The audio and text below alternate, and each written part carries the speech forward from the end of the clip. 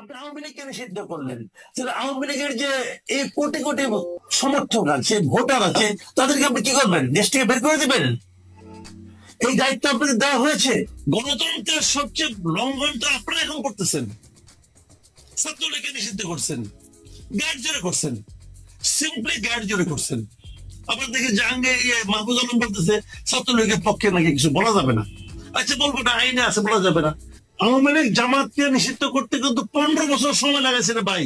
আপনি তো 15 মাসও লাগাচ্ছেন না। আপনি দেশের সামনের দিকে নিয়ে যাবেন, সংস্কার করবেন, এর নাম সংস্কার। মানে ওনারা আসলে বাম টাম বলতে কিছু রাখতে চায় না। ওনারা আসলে আমাদের স্বাধীনতার চেতনাতেই বিশ্বাস করে না।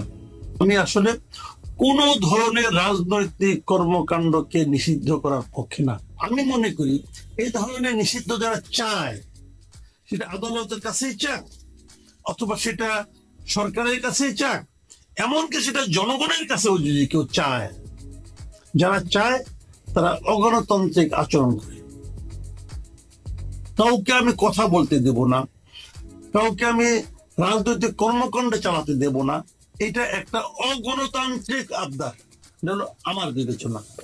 এখন আপনি বলবেন তাহলে এরা যদি কেউ যদি রাষ্ট্রের বিরুদ্ধে ষড়যন্ত্র করে, কেউ যদি রাষ্ট্রের অস্তিত্ব নিয়ে প্রশ্ন তুলে, সেটা তো একটা ব্যাপার আছে।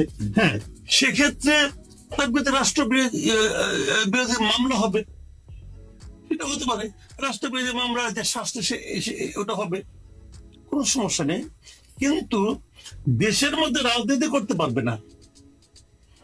এটা হলো কি জানেন, আমি এই সরকারকে অনুরোধ করব, অথবা যারা রিট করেছেন তাদেরকে অনুরোধ করব, তাহলে আপনারা আপনাদের সঙ্গে আওয়ামী লীগ শাসন আমলের পার্থক্যটা কথা একবার ভাবেন। আমি যদি আওয়ামী লীগ সঙ্গে যদি ফ্যাসিবাদী বলি, অগণতান্ত্রিক বলি, আপনারা তো সেই দিকে যাচ্ছেন। আওয়ামী লীগ জামাতকে নিষিদ্ধ করতে কিন্তু 15 বছর সময় লাগাইছে রে ভাই, 15 বছর সময় লাগাইছে। তারা তো প্রথম দিন থেকে জামাতকে নিষিদ্ধ করতে চায়, জামাতকে নিশ্চিহ্ন করতে চায়। এখন এরা বলতেছে জনগণ চায় আওয়ামী লীগ নিষিদ্ধ। আমি তো কোনো পার্থক্য পাচ্ছি না। আওয়ামী লীগ 15 বছর লাগাইছে, আপনি তো 15 মাসও লাগাচ্ছেন না। আপনার ধৈর্য তো 15 মাসও নাই। আবার আপনি দাবি করছেন আপনি সংস্কার করবেন, আবার আপনি দাবি করছেন আপনি দেশের মানুষকে গণতন্ত্র দেবেন। গণতন্ত্রের সবচেয়ে লঙ্ঘনটা আপনারা এখন করতেছেন। ছাত্রলীগকে নিষিদ্ধ করছেন, গ্যাট জোরে করছেন, সিম্পলি গ্যাট জোরে করছেন। আবার দেখে জাহাঙ্গে মাহফুজ আলম বলতেছে ছাত্রলীগের পক্ষে নাকি কিছু বলা যাবে না। আচ্ছা বলবো না, আইনে আছে, বলা যাবে না। যে আইনে বলে আপনি করছেন, সেটা 2009 সালের যে আইনটা, সেই আইনটাকে আওয়ামী লীগ ছাড়া আর কোন একটা দল কখনো ভালো আইন বলছে বলে নাই। এটা কালো আইন।